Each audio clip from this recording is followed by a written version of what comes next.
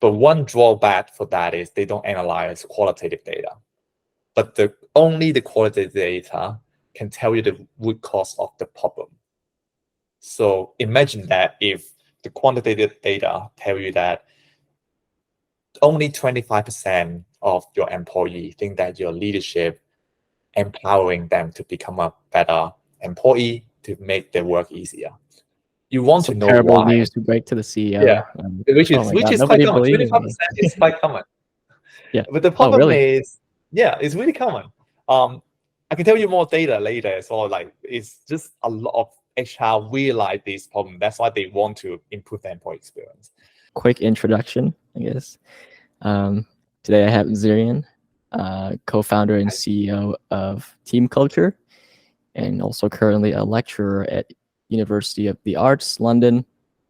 So you spend an enormous amount of time traveling between EMEA countries, especially the UK, Germany, and Hong Kong, which is where you're originally from. You used to work at Bain, which we'll talk about a little bit. And you have backgrounds in computer science, but also design. And today, like the main topic for today is that you're going to be talking about the current state of employee engagement programs, and how AI can change it, which is what you guys are doing at TeamCulture. So, Zyrian, welcome to the podcast. Thank you. I'm excited about it. What is it like being a lecturer? And tell me a little bit about like what you teach at the University of the Arts. So I am a design lecturer. I'm teaching a class called design management. And the main thing there is we're trying to teach design thinking and service design to the students.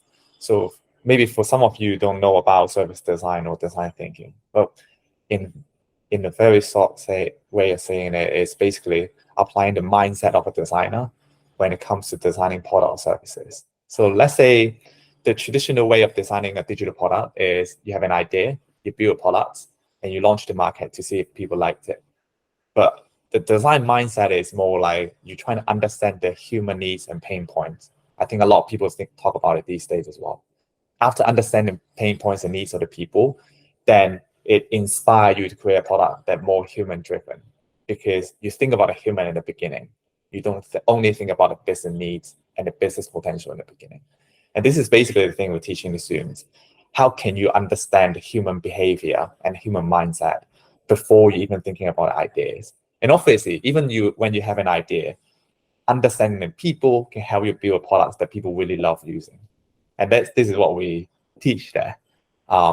So because of my background, I teach quite a lot on like user research, user testing, also teach quite a bit on venture design, which is how to balance between the human needs and the business needs when it comes to idea development. Let me ask you a question. I don't know. Sure. I should ask a question as a guest on your podcast. Yeah, go for it. But yeah, but these days, just one thing is like the class is going to be starting in 2 weeks for my university. So it's a new semester coming in. Exciting. And it's a common topic these days among teachers saying that we realize students started to use ChatGPT for their assignments and submission of the reports. And the two-sided opinions. One is our students should never do that because those sources are not trustworthy. At the same time, if you keep using ChatGPT, you're not really learning. And the main thing in a university is not really about producing something amazing, but more about the learning process and the progress. So because the university is supposed to be a way to help you to be more successful in the future, to be a better person in the future. But on the other hand, some lecturers believe that it's nice. It's just giving the student more ideas and opportunity to explore something that they never touched and they didn't know before. And what do you think? Like, what do you think? Yeah. What's your Yeah. So I guess I do have a hot take on that. I don't know if it's a hot take anymore, but actually let me give you some context. So when I was in university or even in school in general, the most fun that I'd ever had was when I was given a difficult assignment and somehow I found a way to like kind of hack it. So for me back then, it was like, oh, you you're not supposed to cite Wikipedia, but you can go on Wikipedia and you can read all the ideas on that page and then go to this references page on Wikipedia and read those references, right? So technically you're not sourcing the Wikipedia page, going to the places that Wikipedia page got the ideas from. And then from there, you dig deeper and deeper. So, like technically I wasn't supposed to be on there. I was supposed to go on the school's, library system to find sources from scratch. But instead, I kind of like took a shortcut and did it that way. It's kind of like, to me, it's the same as like going on ChatGPT and ask about an idea and get some answers on that. And then from there, you keep asking why and you dig deeper. And now you have this kind of structured way to think about problems, as opposed to like, now you're on your own. You have to find sources from scratch. Do you know anybody in the field? Maybe just your professor or your lecturer. So maybe the students have to go talk to you. You'll give them some books, and then they'll go home, they'll read those. That's it, right? Or they can just go on this kind of like self-exploratory journey where they can go really far as they want, or as deep as they want in any topic. Use whatever tools that they can get their hands on. That's like the fun part for me in school. I don't like most things about school, like the way like things are structured, and like I usually like fall asleep at lectures.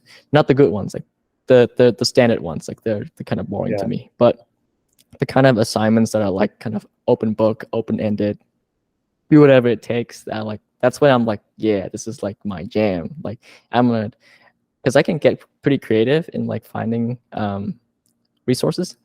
So I do wish that I had ChatGPT back then, not to like copy whatever it says back to me, but more like so I can ask questions. Because when I read a source and I have some questions, I have to read it so carefully so that I can answer my own question. But now with AI, I can just be like, I have this question while I'm reading this paragraph. I want the answer right now. And then I have more questions that I'll ask more questions. So it just speeds up the learning process for me. And like, I know that the students that use ChatGPT the most are probably like they don't fit the traditional learning route. So whatever tools that make them more excited about learning, I think is good for them. However, I think you so probably too. have seen like, the bad cases of people using it and literally copying everything from like, as a language model, I can only do this for you, but here's like whatever. And then they copy the whole thing. So that's like the worst of the worst. But yeah, what do you think about that? Yeah, I can see that as well. Like in short, I think ChatGPT is great for the good student, but it's a really great tool for the good students. So if you're a good student, you already read a lot, you understand a lot about the topic of what the lecturer is talking about. It's really great for you because you have a 24/7 person collaborate with you all the time. Even though that person may sometimes cite something wrong, but at least there's someone talk to you all the time whenever you need someone. And that's good. But for some of the students, they always trying to copy from other sources anyways. So ChatGPT become an easier way for them to pass the courses. Maybe it's getting worse for them because, as I said before, especially I'm a lecturer, I believe that the main thing about school is not really get a good score, because after 5 years, no one looking into the transcript anymore. Yeah, I agree. Yeah. The main thing, the takeaway is what you learn from this school. And if you just pass the courses easier, quicker, and you didn't take into account of what you learned from the course, it's kind of useless for the students. So this is my short answer, but I believe that that's a good thing with the students. So I think you heard about a new title called AI designer as well. So they're not really engineer, but tell me more about that. Yeah, that's really interesting. So getting more company, especially for agencies, I can see that they're hiring new designer called AI designers. So one interesting thing about human-centered design is you always think about collaborations. So let's say if you have an idea, you're not going to build the idea right away, but you're trying to collaborate with the users, you're trying to collaborate with your teams. If you work in an agency or consultancy, you collaborate with your clients as well. So the belief is, it's not like the more people you bring in, the better the idea is, but sometimes there are many biases you have if you're developing the idea yourself. So it's great to involve some people in the collaborating process. And as you build that, you start to realize you need to work with someone. And AI is basically that someone that you can work with all the time, just like I talked about just now. And one tool that we always use post-customer journey in product design or service design, maybe some of you know about that. For customer journey, you have different swim lane, and you trying to describe how a user use your service or products. So let's say if you have a product, let's say you have a product like an iPhone, and you want to create customer journey, how the user use an iPhone. You can think about what task the user use an iPhone for, and you're trying to list out all the tasks in the customer journey, and you describe the pain point and needs you're trying to solve by developing a features on the iPhone. Basically, eventually, you want to have an illustrated journey of how user use a product or service.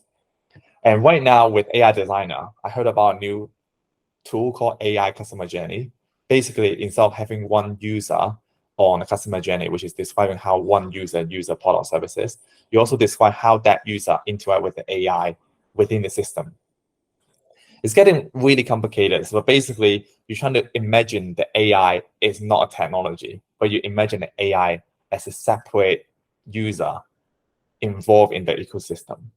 And whenever you think about new products or service, you kind of think about there's always one more person within this ecosystem. And that changed everything, because right now when we create product and services, let's say we want to create like an airport, or when you want to create like an app or website, you always think about the user communicating with a system. And the system basically always helping the user. And that's only a human and a machine. But AI kind of sitting in between. The AI can assist the human being, and at the same time can assist the machine. And it become more complicated. At the same time, you can imagine that there's more opportunity to make the product better. And basically, this is a role that I can see as an AI designer have to think about. How can you think of an AI as a new party in this ecosystem, and how to help people or the system to be better? So I have a question about that actually. So Yeah. in my head, when you say that, I'm thinking you can probably prototype that on ChatGPT by giving it like a role play kind of scenario. You're like a mom of two, you're like 35, and this is like a shopping app, or I don't know, like Pinterest clone, and you want to use it to achieve this goal, maybe to buy something for yourself. And then go and use it, and then it'll generate some sort of like a story for you. See, maybe you can give it like features from your app, and then tell the prompt to kind of generate an elaborate scenario of like how the user is going to use it. But when you say AI designer, do you mean like people who would do like prompt engineering, or people who are like are designing things using like Figma and design tools like that? So this is the thing I can see, like people see it differently as well. And obviously because it's a new role and different company have different interpretation of the role. But what I see the power of an AI designer can bring to the team is the AI designer will think about a new customer journey and ecosystem. So the designer is less of a Figma UX UI designer, but more like a system designer who think about holistically how the product services interact with the user. I think this is the real value you can bring in. But obviously, there are also new roles, as you mentioned that as well, like prompt engineer, which is a lot of people become prompt engineer. In my own startup, we are all prompt engineers, or we twisting our prompts every single day, because that's the easiest way to achieve refinery improvement on our products. And also prompt engineering is really fun as well. I really enjoy doing it myself. But as I talk about AI designer, is more like a system designer who understand the power of AI and the involvement of AI. Yeah, but that's the one thing I feel really interesting about. And also I see quite a lot of my students want to apply AI in their work as well, because In their AI design becomes work, right? in their design work. Yeah. Interesting. So basically I can totally see that like designers start to use AI more.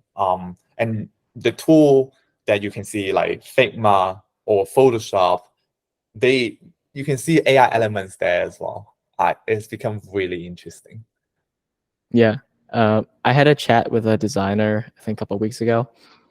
So he used to work with me at a startup, and like one of the first things he said was like one day he thinks like, you can just type in a prompt and you can design whatever you want like pretty easily.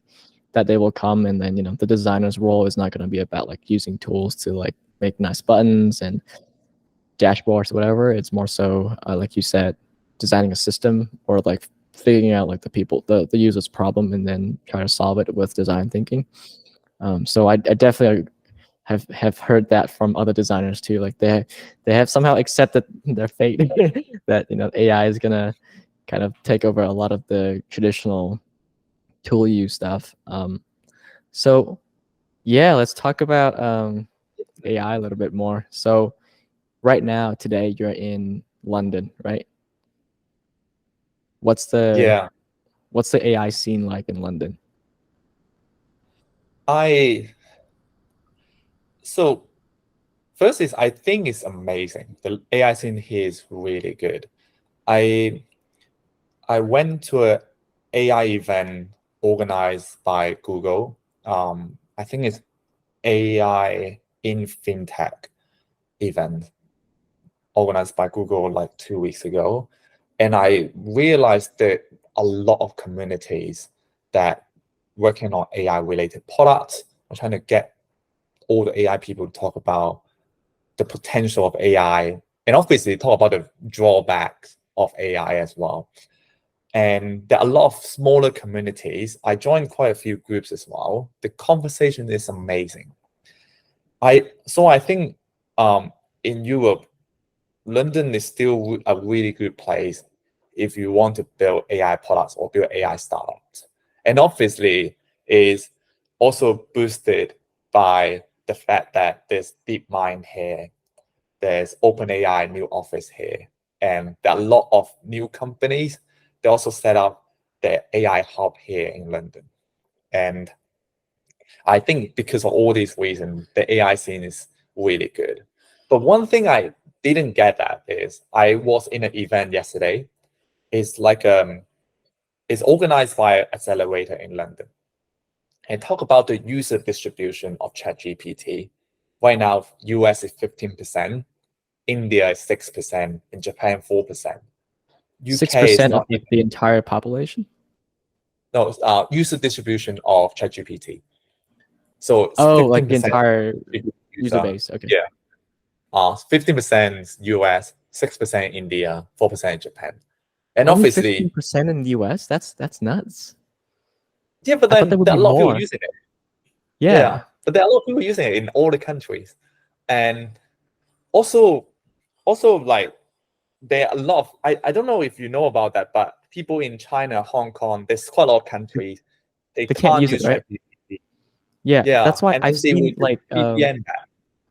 yeah, I've seen people building literally ChatGPT clones with just the API and then release it to the Yeah, Chinese population user base. I'm exactly. like, oh, it's because they couldn't use the ChatGPT like the real one, so they had to use the wrapper. Yeah.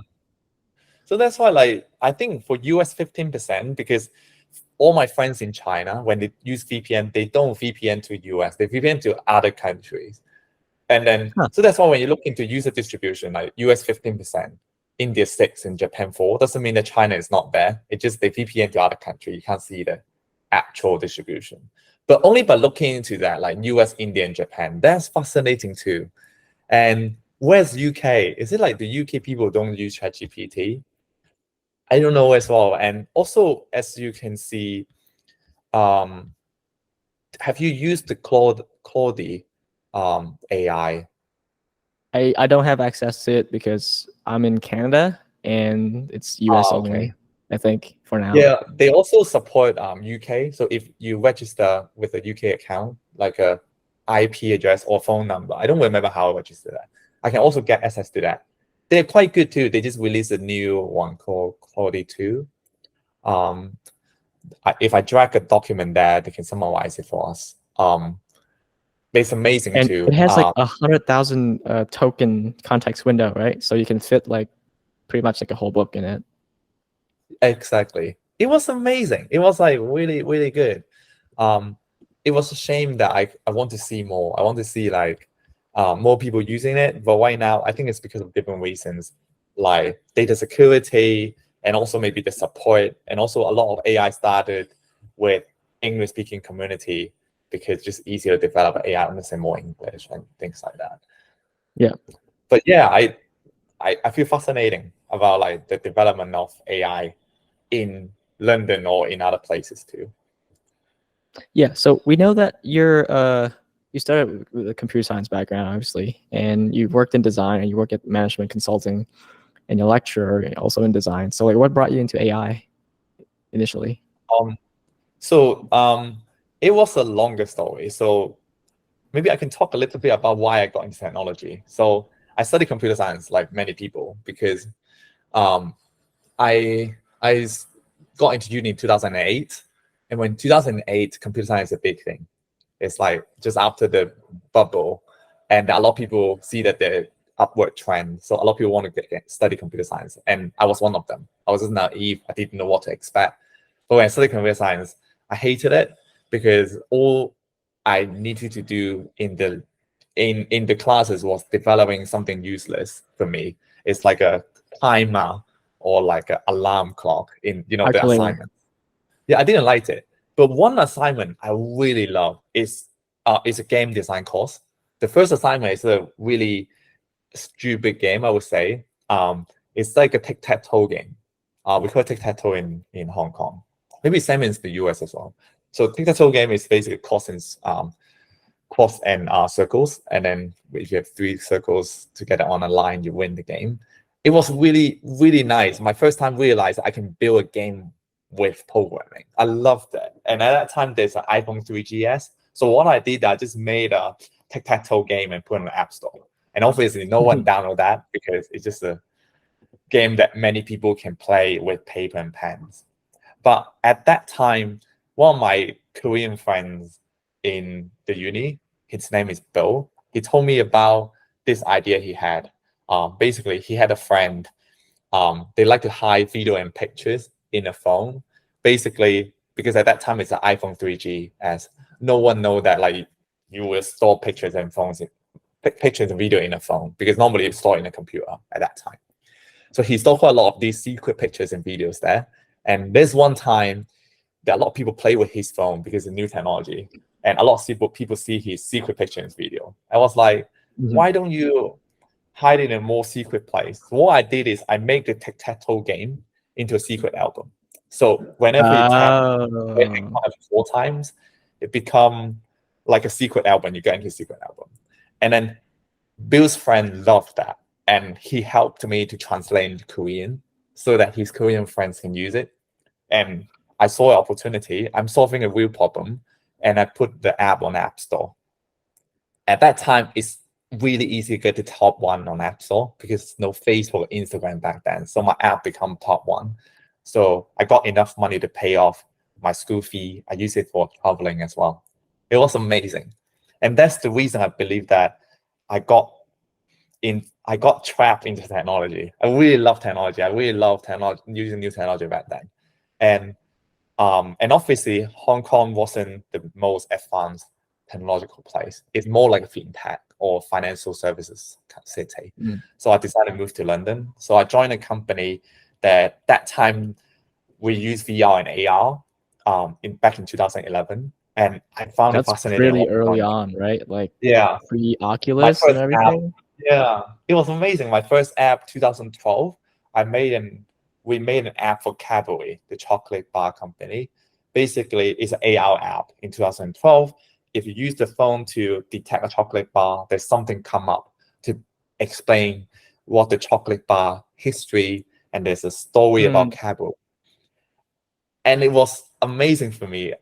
I wanted to do new technology back then. And as a computer scientist or programmer, depends on how you call it, I got opportunity to play with it because at that time, all the agency or consultancy, the developer talk directly to the clients. So I was a lead developer, but I can talk to my client directly. I can apply my computer science knowledge into developing new technology for them.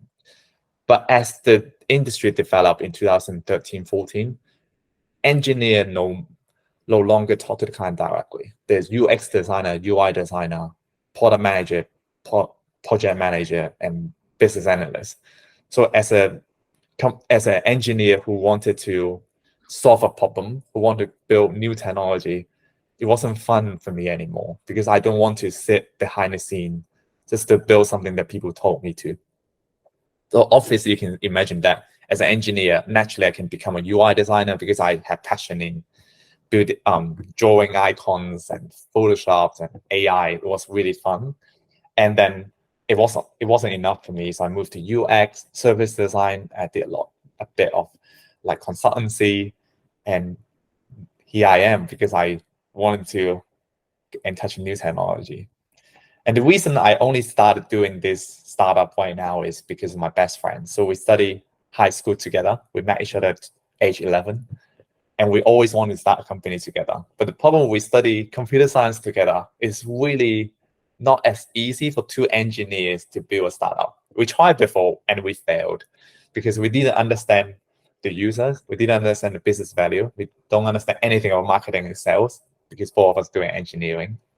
But right now, I think we're in a good stage because he just worked for a company called GoGoVan. They went IPO, and obviously he has to take a lot more responsibility outside of engineering. And because of my background as well, so right now we feel like we acquire more knowledge and skills and connections that can build a startup that we want. And one thing we know that we want is we want to build a product that really solving a need that we see. We want to make sure that people work happier. As you imagine, in Asia, especially in Hong Kong, a lot of people don't like their job. And because of that, they don't like their teams, they don't like the bosses. And we want to stop that.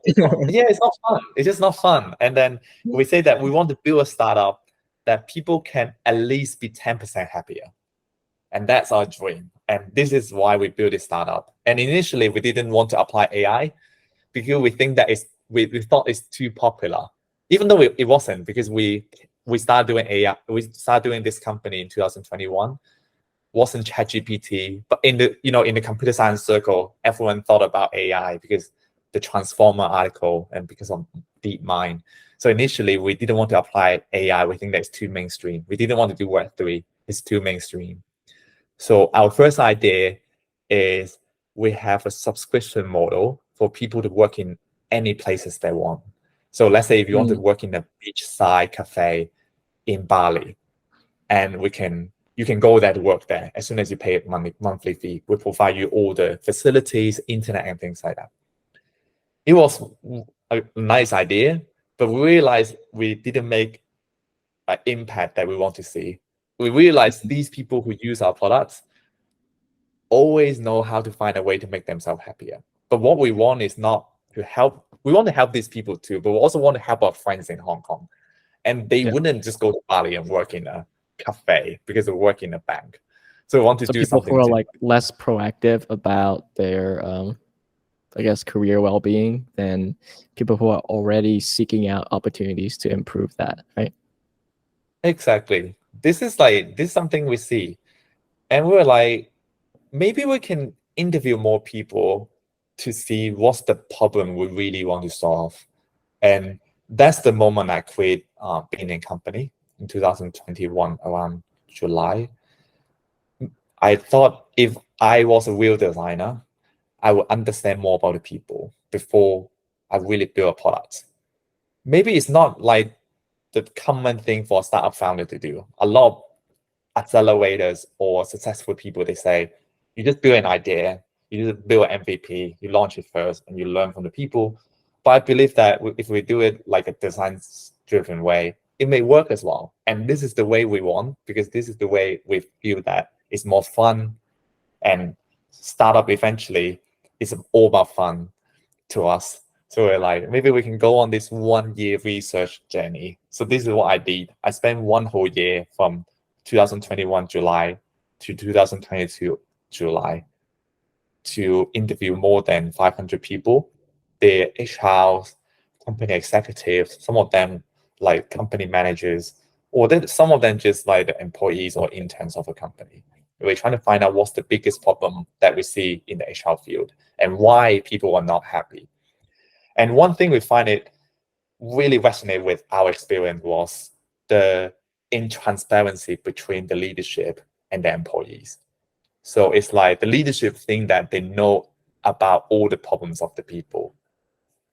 Some of the leadership they do, but a lot of the middle management, the leadership, they just don't know the pain and the suffering of the people. At the same time, we realize the a lot of employees think that the bosses didn't care about them. But at the same time, the boss is actually trying a lot to help the team. But it just the team didn't see that because there are different reasons. Maybe they're solving a wrong problem.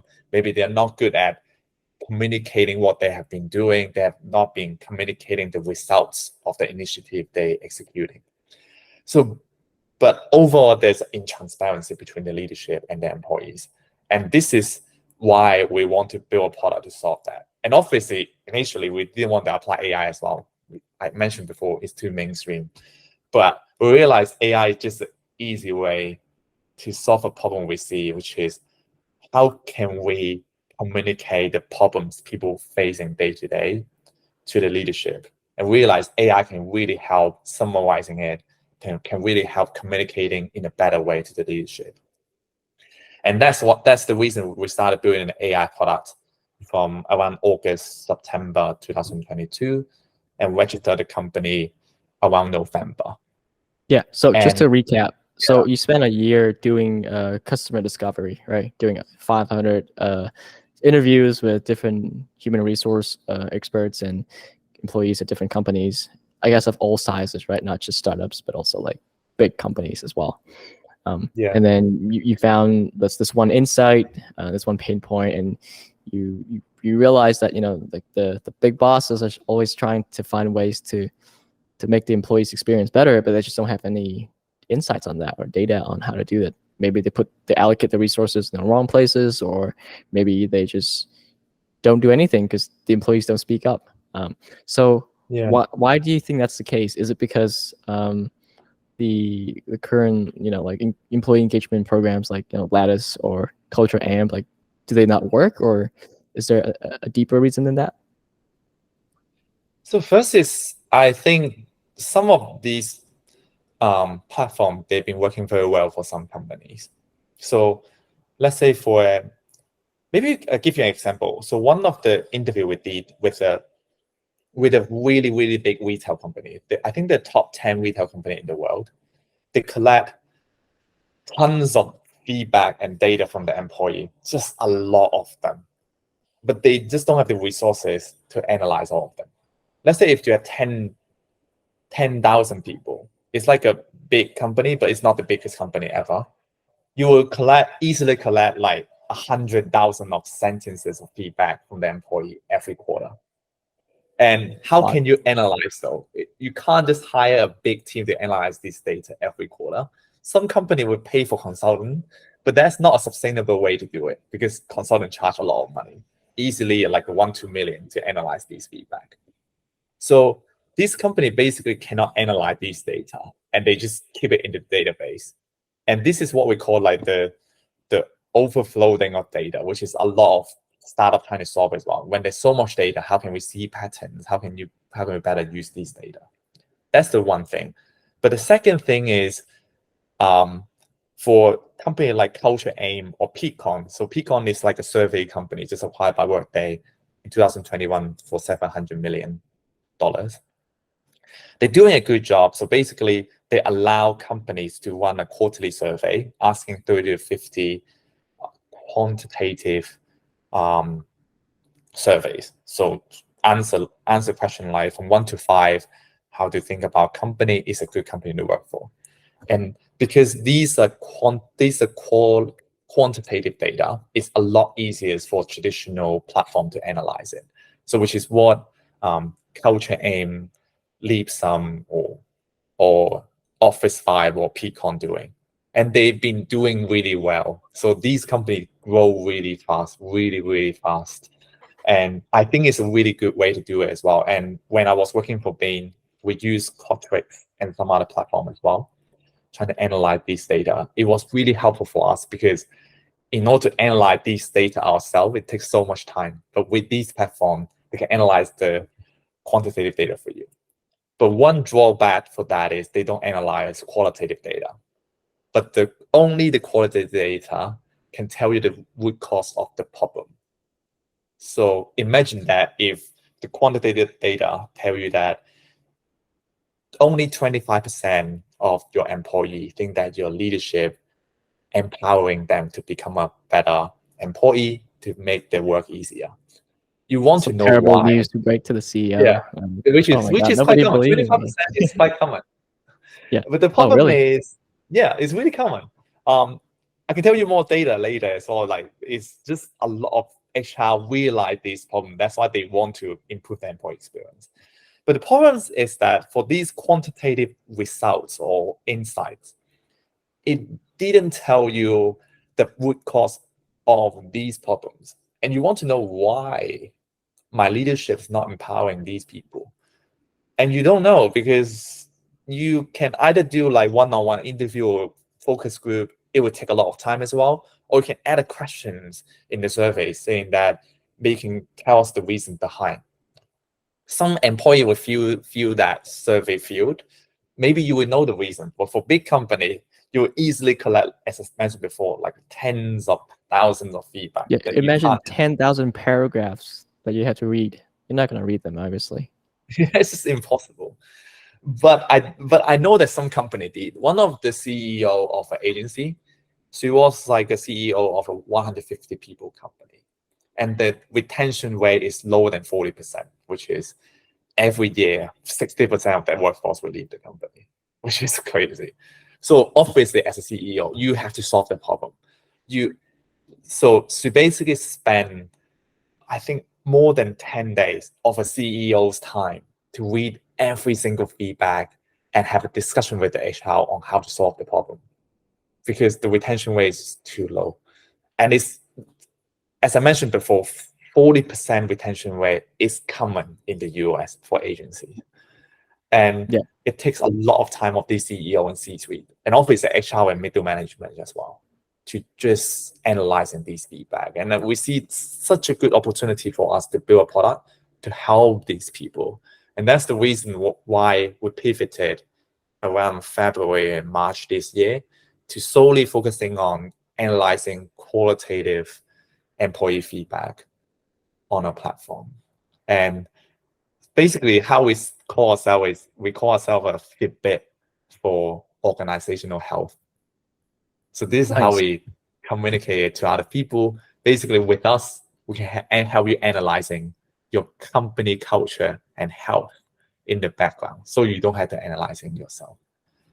And this is something that we feel really passionate about. We feel that we can feel the passion of the middle management because they really care about their team, and they feel disgusted why the employee think that they don't care about the people.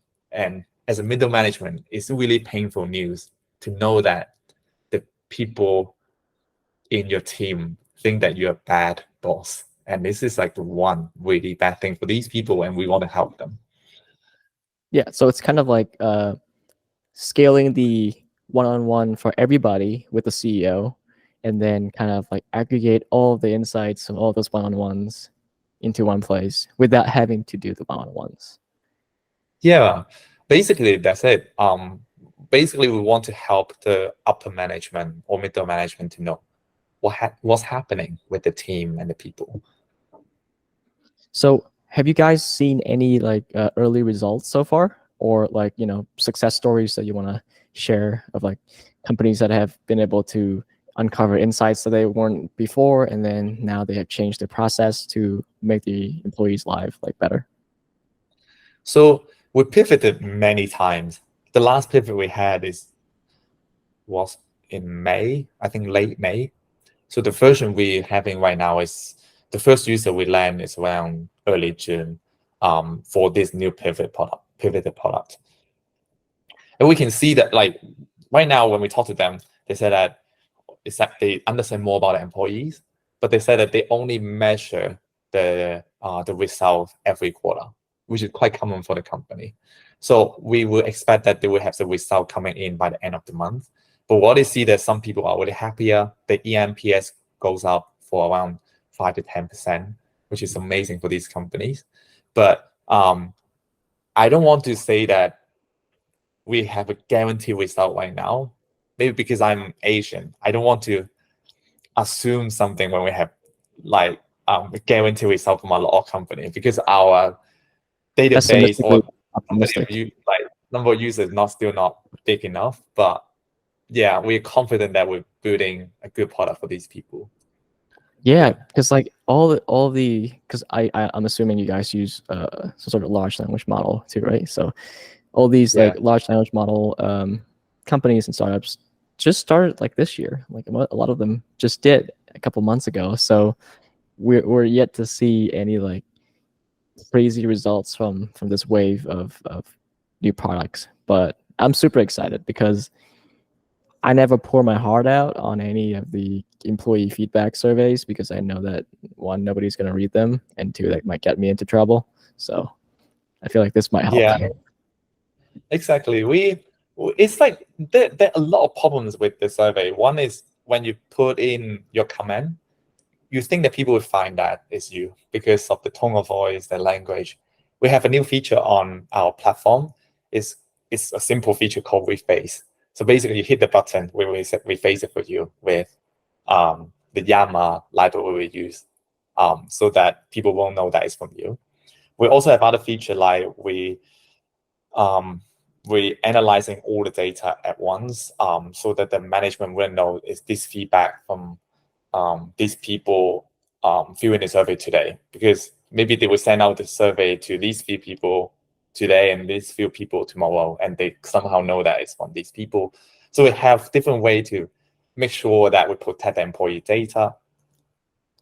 But also one thing is the main problem why people don't want to fill in a survey is that they don't see a results. So if I complain about like work-life balance today, and I don't see an improvement, why do I have to tell you again? I know that it's not useful anymore to express my feelings. So this is one thing we think that's the biggest thing, like in our research. The biggest problem why people don't want to fill in the survey is because they don't think it's useful. And for our platform, we want to change it. We want to show the employees saying that it's useful. So there are quite a lot of graph on our platform. We encourage the employer or the leadership to share that with the employee as well.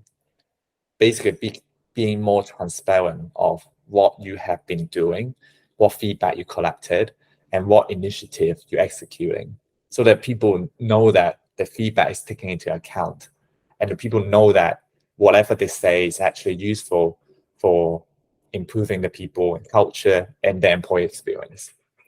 I remember one of the user using our platform. I talked to him. He is CEO of a startup. He told me that one of the employees saying that he saw the results and he knew that the CEO listened to him. So he wanted to answer the same survey again. So I think that like just now you said that you never fill in a survey. Maybe your reason is also like, why do I need to fill in a survey? Like if it's not going to help me.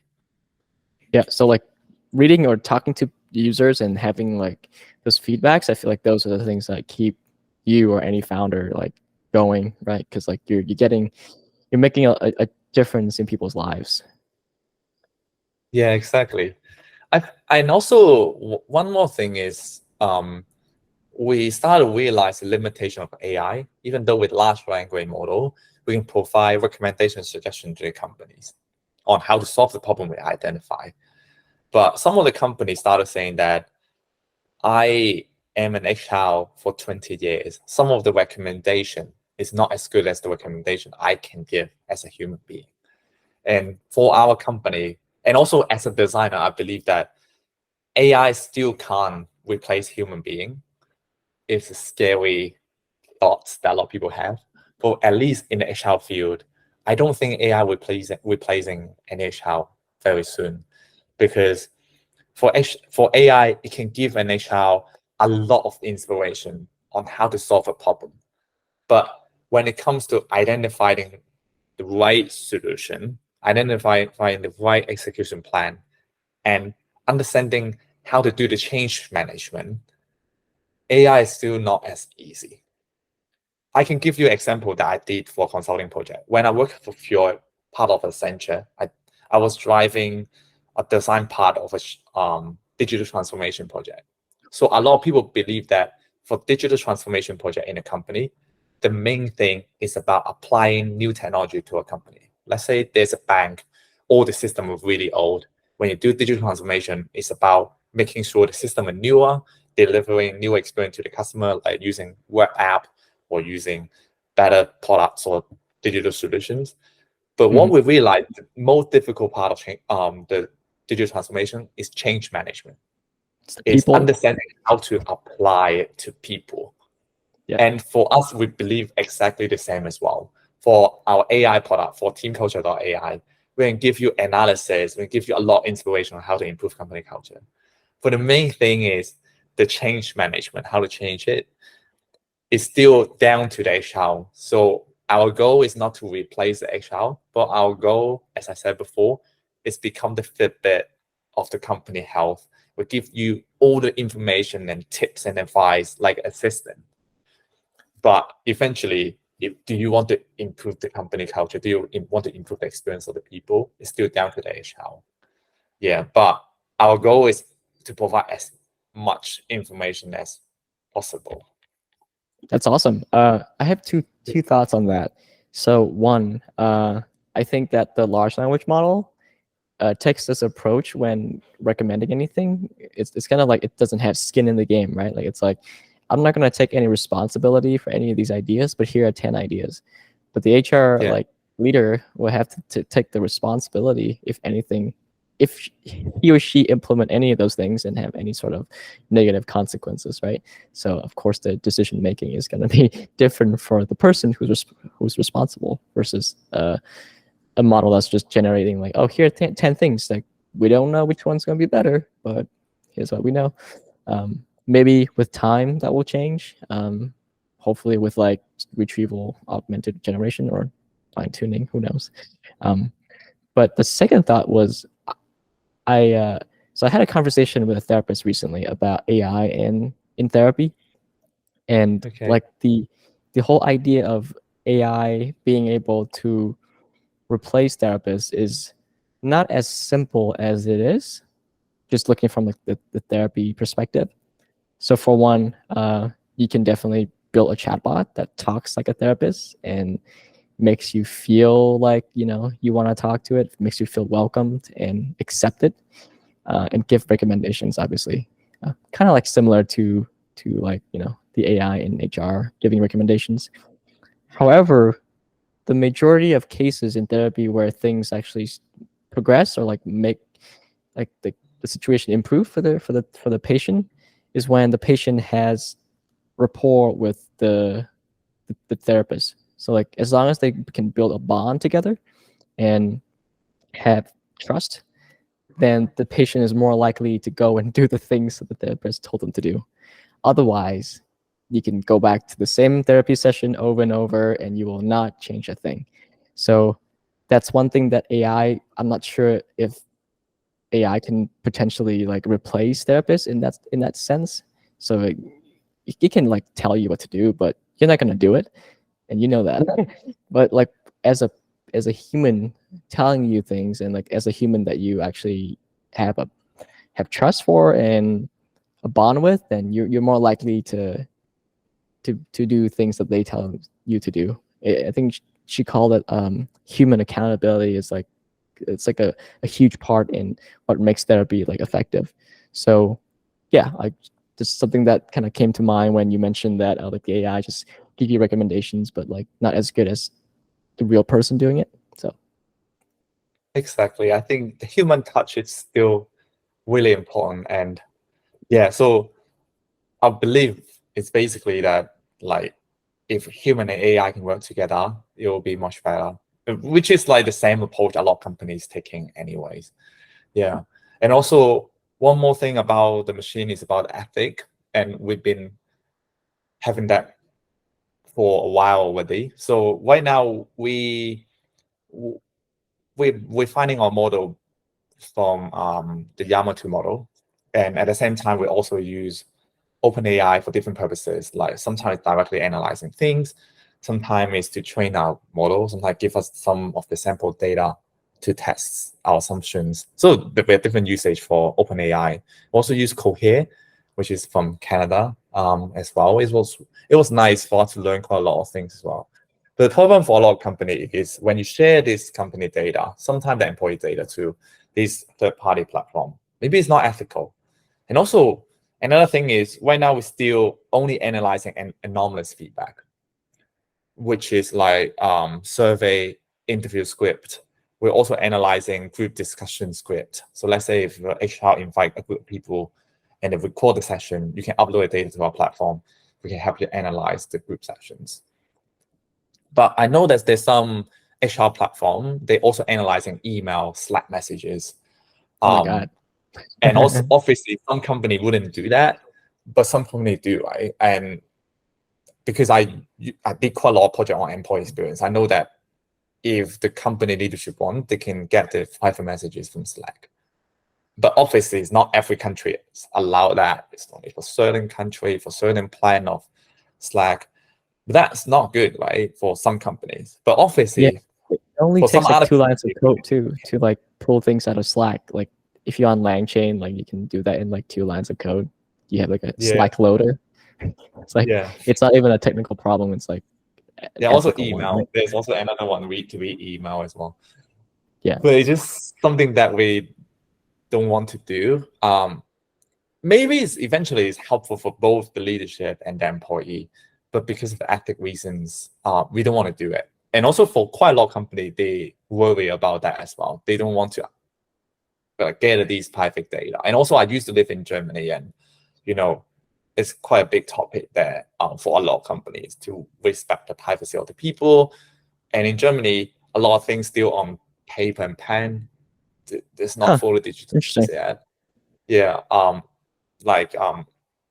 of the interesting example is I went to do the COVID vaccination in Berlin, and I tried to register for a session using Dr. Lip. It's a startup, so basically allow you to register appointment with a doctor. And obviously for vaccination, they can allow you to do that as well. So I used it. I filled in all my data there, but eventually I went to the vaccination center. I have to write everything with paper and pen. What are they going to do with the data? Like, are they just going to put you in a stack of paper? The most interesting part is not that. The most interesting part is after that, they need to digitize it. So they use an iPad to take picture of every single paper.